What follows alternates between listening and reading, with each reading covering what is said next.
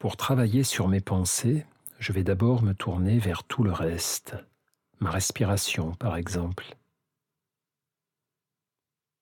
Je prends un moment pour me connecter à mon souffle.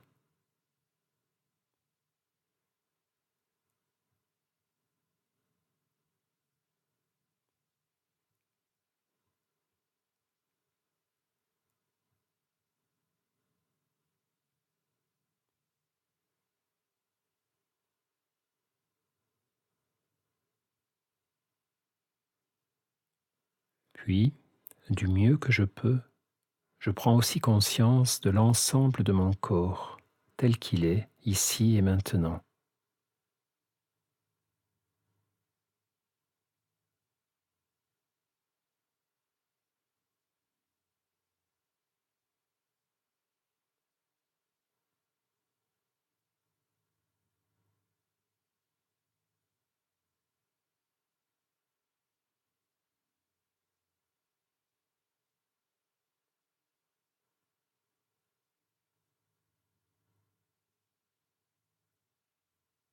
Et puis, tout doucement, je vais aussi accueillir à ma conscience tous les sons qui m'entourent.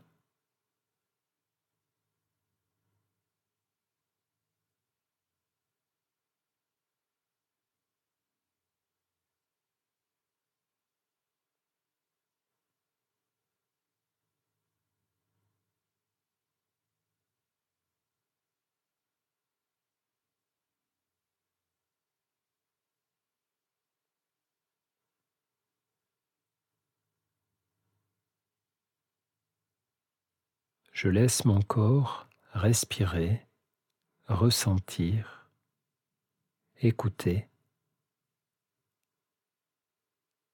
encore et encore.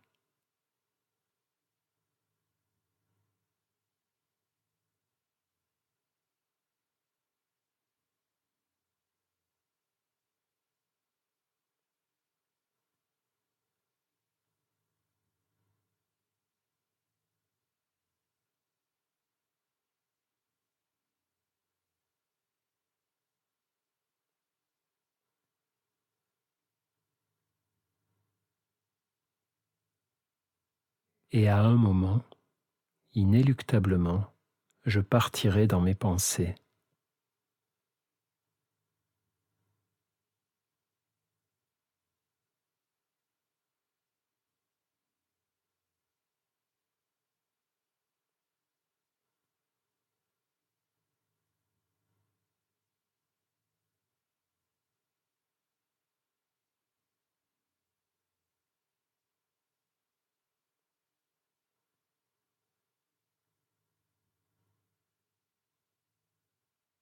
Le vagabondage de la pensée est normal. Il n'est pas un signe d'échec de ma méditation. Il n'est pas un événement indésirable qu'il faudrait peu à peu supprimer. Non, le vagabondage de la pensée, le bavardage de l'esprit, tout cela c'est un phénomène normal, normal et habituel, tellement habituel que je l'oublie, et que du coup je fusionne avec mes pensées, je les confonds avec la réalité.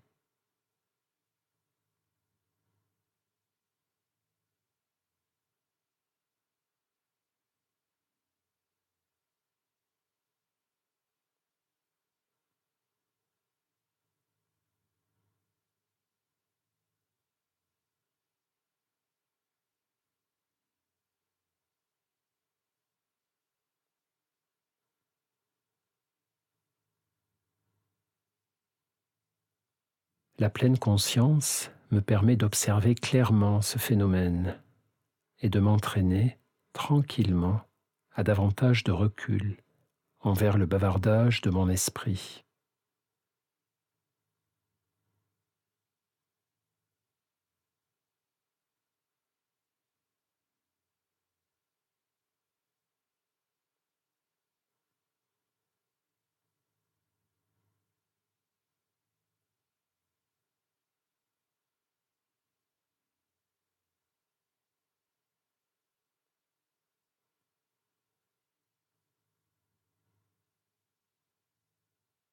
Alors, dès que je réalise que je suis parti ou reparti dans le mental,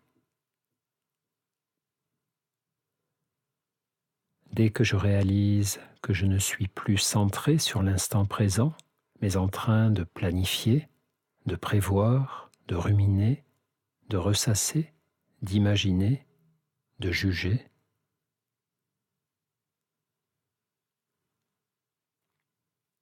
dès que je réalise que je suis sorti de la pleine conscience et de l'exercice, dès que je prends conscience de tout cela, alors je m'arrête et je reviens à moi.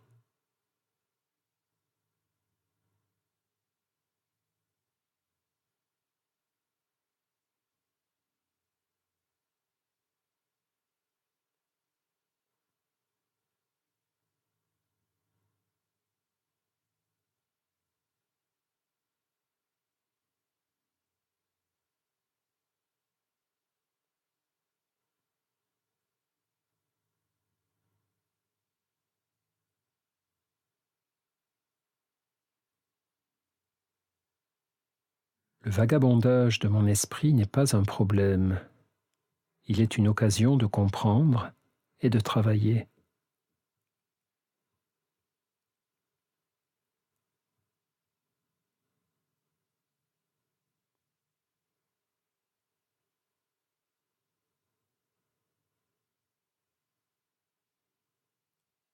Quand je vois que j'ai quitté l'exercice pour suivre une pensée, je suis déjà revenu dans l'exercice.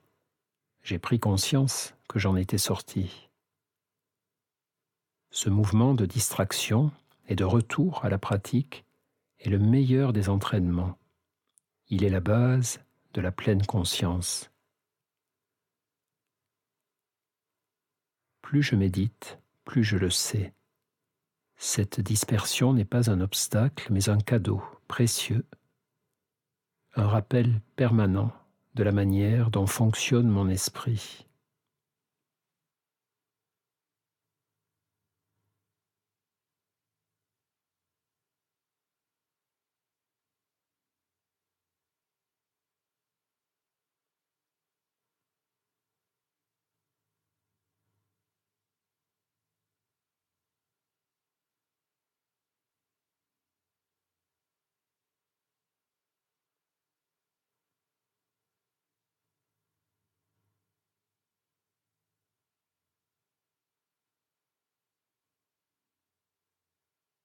Certaines de mes pensées et de mes émotions sont si convaincantes et si puissantes qu'elles se présentent comme la réalité elle-même.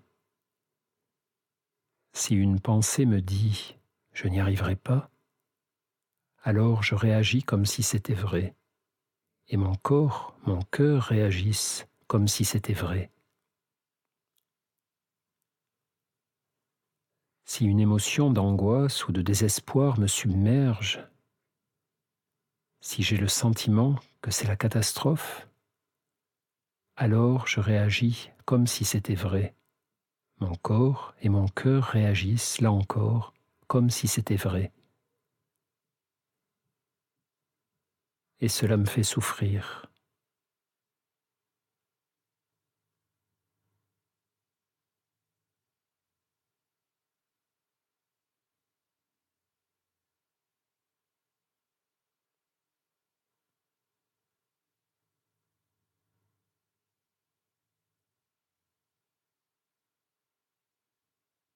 Mais souvent, mes pensées et mes émotions se trompent et me trompent. Très souvent.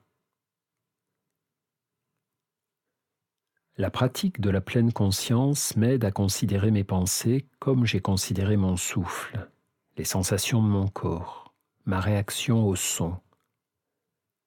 Beaucoup de mes pensées sont des phénomènes qui vont et viennent, apparaissent et disparaissent, si je me contente de les observer. Tout comme j'observe des nuages qui passent dans le ciel, des feuilles qui courent sous le vent, je peux observer mes pensées.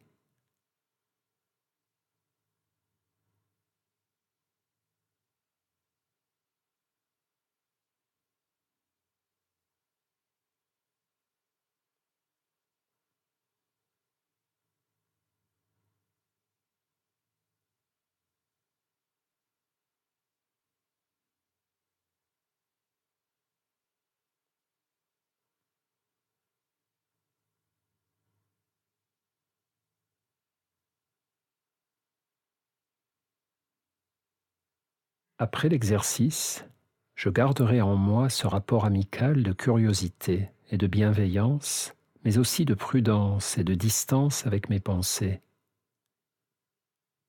Les automatismes de mon esprit peuvent à la fois m'aider et me tromper. Je vais juste m'efforcer d'être plus souvent dans la conscience de cela.